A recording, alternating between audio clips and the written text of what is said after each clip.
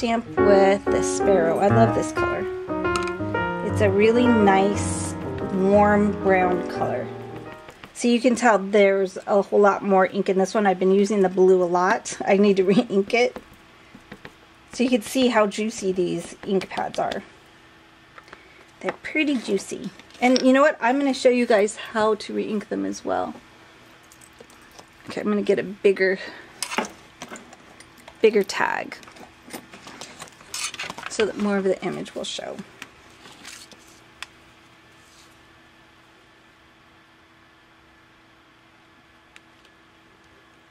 And I'm using my my acrylic blocks. They're a lot thinner than most acrylic blocks. So they're lighter, they're easier to use, easier to take with you. And so there's the image. The nice thing about pigment ink, though, in comparison with the new Chox, is that if I had stamped with my truffle mixed media inks, the regular mixed media pigment ink, I would be able to emboss this and stuff like that.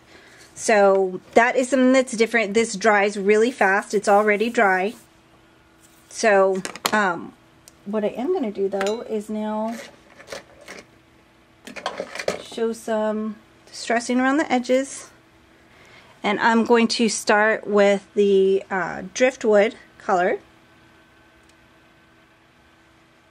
And I'm going to ink up my blender really well.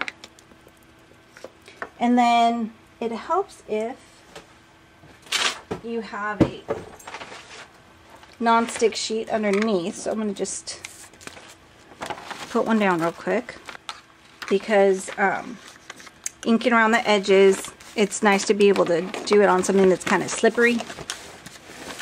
Okay.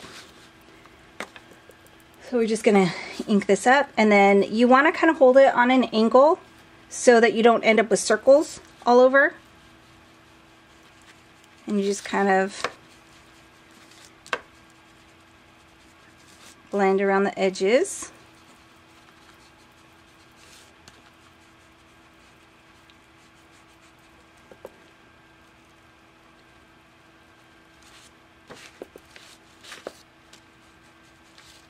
And then once you get the edges done, then you can go farther in towards the middle.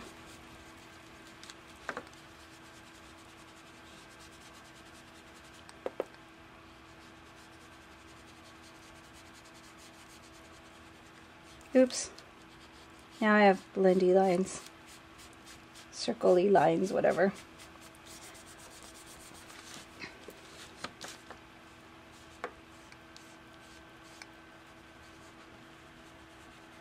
So you just add more ink.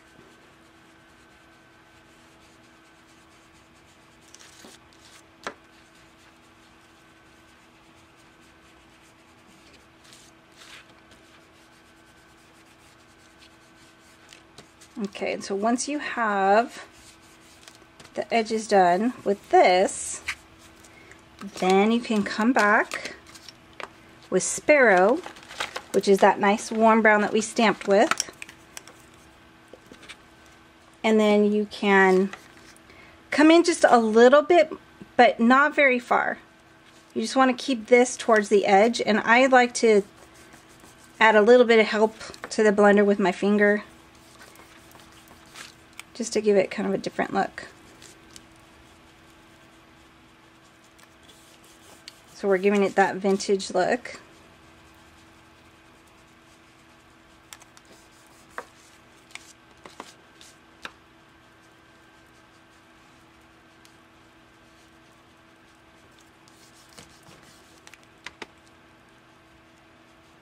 Just right around the edges.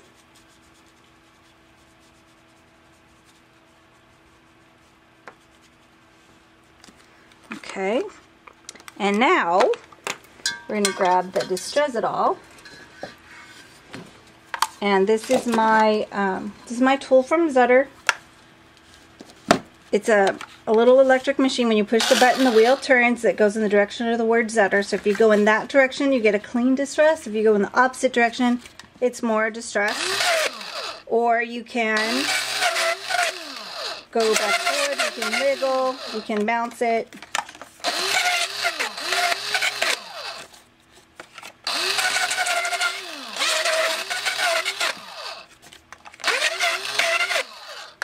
Okay. And now we're going to go back with the sparrow again and ink the sides.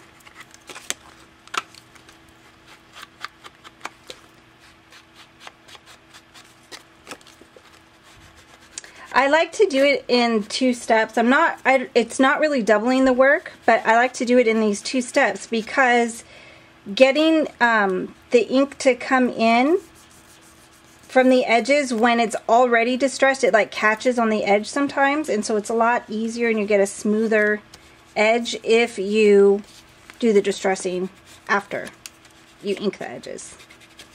And then come back and then just do this.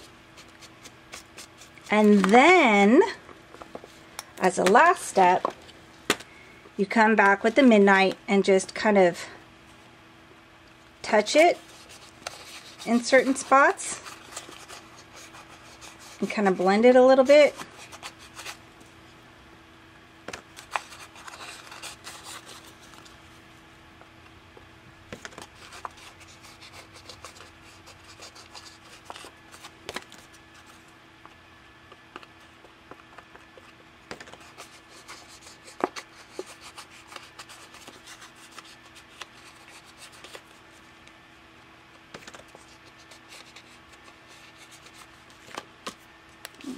Back with the brown. Oops, dang it.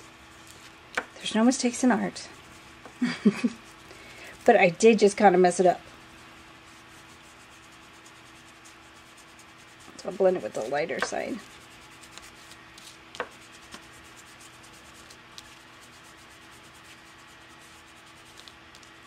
There we go.